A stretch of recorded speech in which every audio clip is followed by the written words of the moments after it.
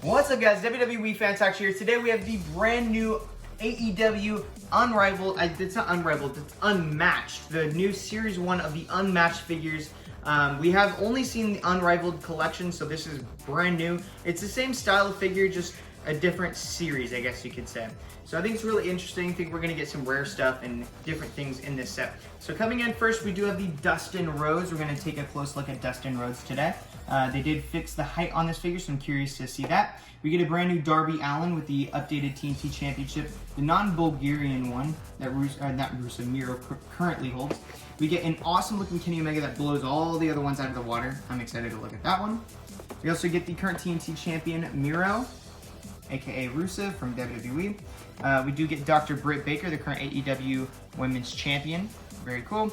And then we get an old-fashioned, I believe it's LJN, correct me if I'm wrong, version of Cody Rhodes, and this is absolutely dope. Maybe something I'll leave in package. I don't know. Maybe we'll pop it up today, but very cool Cody Rhodes. Let's get them all out of the packaging right now.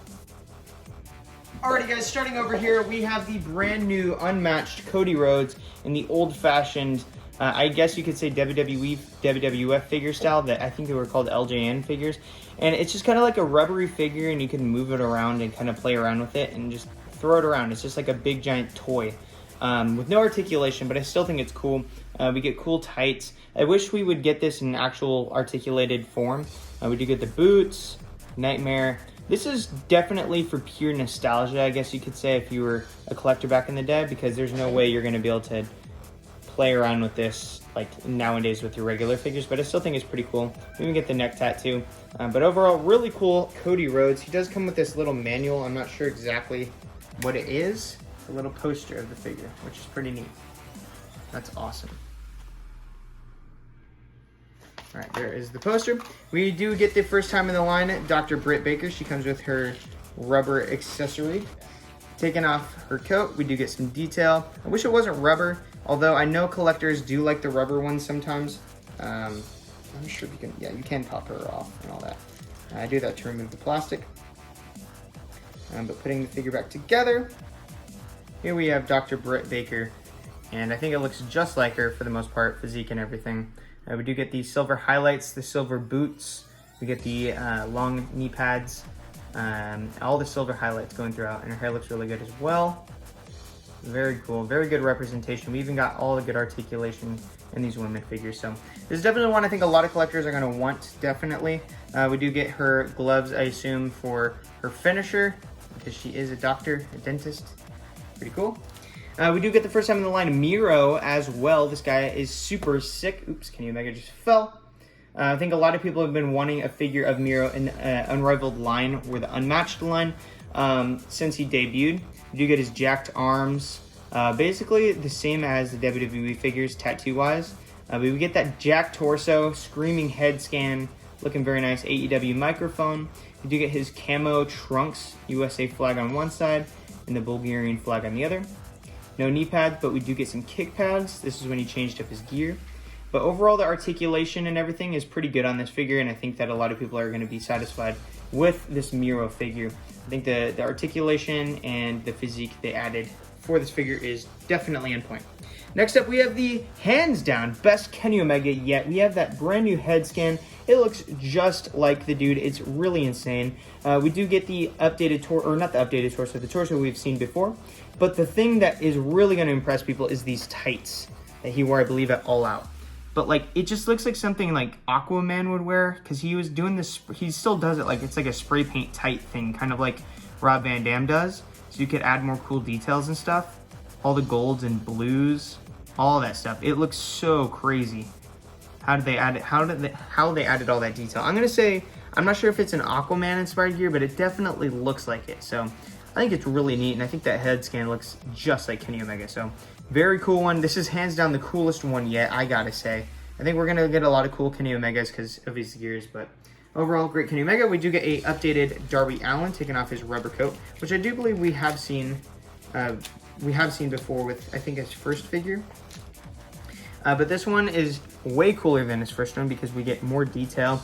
We get the trees, the white, we got the head scan, the chain around his neck, the tattoo down his arm, We got the red fingernails, as well as the black shorts with the tights, running down to the boots. I still say that these are inaccurate because he does not wear these types of boots. He wears like black boots, not these boots that all the girls wear in high school nowadays. I don't know why they keep giving him these, but he does not wear those. But very cool Darby Allin overall. All that great paintwork is fantastic. And he was TNT champion at the time, so his skateboard says the face of TNT. And it says Darby Allin at the bottom. And we do get the updated TNT championship with the black strap.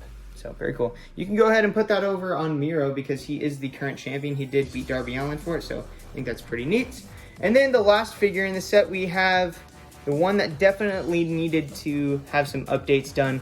We have the Dustin Rhodes. His height was definitely fixed. I don't know about the articulation. I think everything is pretty much the same except for the height. The height, they made him a little bit shorter, which is accurate because the figure was like up here last time.